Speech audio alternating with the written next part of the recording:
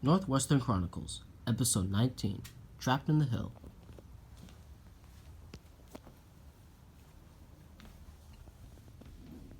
George is a steamroller who lives on the island of Sodor. When he first arrived on Sodor, he was considered to be very grumpy, but soon he became more tolerant of the engines, and as a result, the engines became more tolerant of him. Despite this, George has some misgivings about the engines on Sir Topham Hatt's railway, especially when they get in the way of his work. One day, he was calling a long line of road vehicles at the Wellsworth crossing. Eventually, a goods train came by.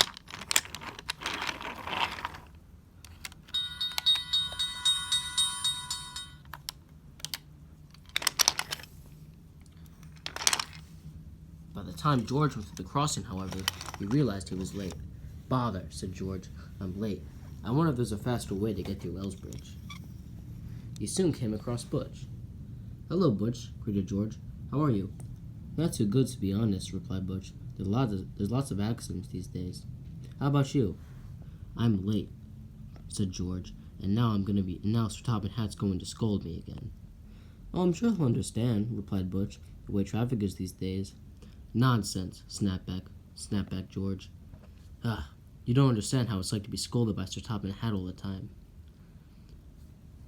"Well, the only way to get through Wellsbridge fast enough, or in time, would be to go through Gordon's Hill up there. Although I doubt any of us road vehicles would be dumb enough to do that." Go through the hill, you say," said George. He rolled onto the track. Don't do it, George," said Butch. "It could be dangerous, and you could become trapped." "Pish posh," replied George, and he darted up the hill. He raced up the hill, and as he jolted forward, the driver fell out of him. This was unbeknownst to George, however, and he continued along. As he went through under the hill, however, one of his wheels became caught in the rails, and he soon became juxtapositioned to the point that he started facing vertically, diagonally. He soon became wedged completely under the hill.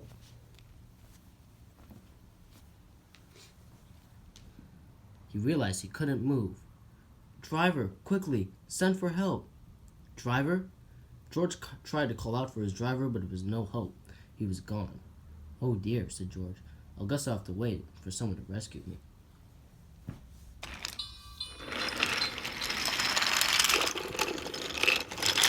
As George waited for an engine to come to his rescue, engines went up and down the hill, causing rubble to fall onto him, weakening George's frame, making him quite uncomfortable. "Oh, please," groaned George. "Could someone please come rescue me?" Unfortunately for George, that wish would become true faster than he anticipated. Emily darted out of Knapford Station with her goods train. He raced up the viaduct until she saw George blocking her path. She braked just in time as George shut his eyes. "Please don't hit me," cried George. "George," cried Emily, "what are you doing here?" It's a long story," explained George. "Anyways, quickly, go get some help." But Emily couldn't help but laugh. "Pa," said Emily, "this is what you get for being so grumpy all the time. You should have just done your work." "I'm trying to do my work. Can you please just do some help? Learn to forgive."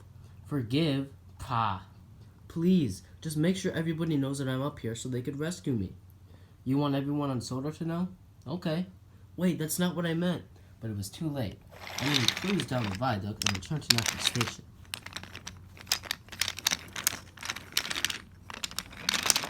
George was still left stranded in the hill. Soon George's wish became true, and engines all across the island soon became aware George was trapped in Gordon's Hill. Soon Sir Topham Hatt arrived on Bulgy. "Well, George, this is most unfortunate," boomed his voice, "but I suppose we better get you out of here if my railway's to run on time." "Oh, thank you, sir," said George. "Just please try." Edward soon arrived with the rocket,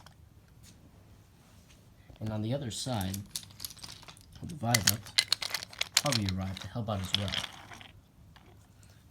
The viaduct was blocked off to any incoming trains. The entire viaduct was blocked off as the rescue operation began. "Okay, let's begin," said Sir Topham Hatt.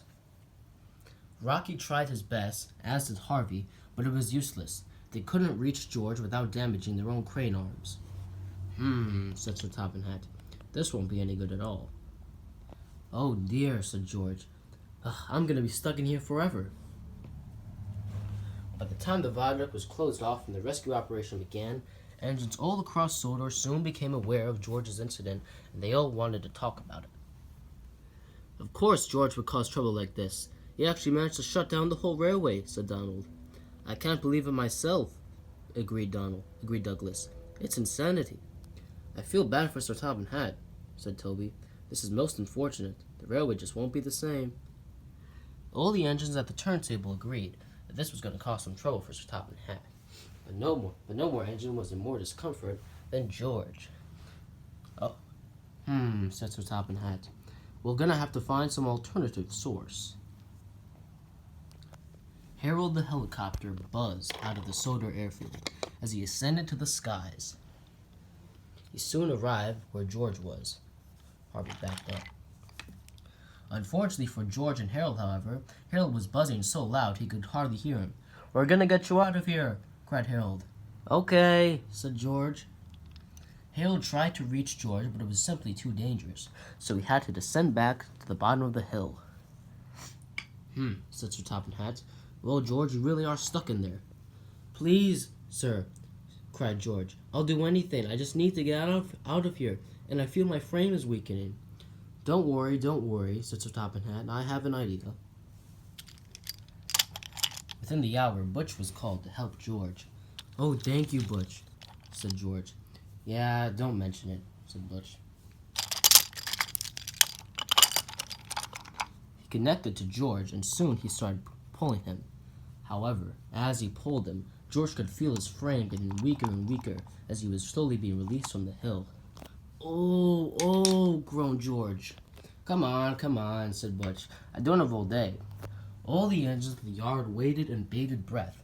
They wanted to see what would happen to George. George was pulled out, and it happened. He was released from the hill and immediately fell and tumbled to the ground below. Oof, groaned George. His entire frame was shattered. Harold was quite surprised. My, George, said Harold. You're completely shocked, in more ways than one. Groaned George. Well, George, said Sir Topham Hatt. Unfortunately, you're going to have to be sent to the works to be repaired. And I guess we could all learn a lesson from this, can't we? What's that? Asked George. If you play stupid games, you win stupid prizes.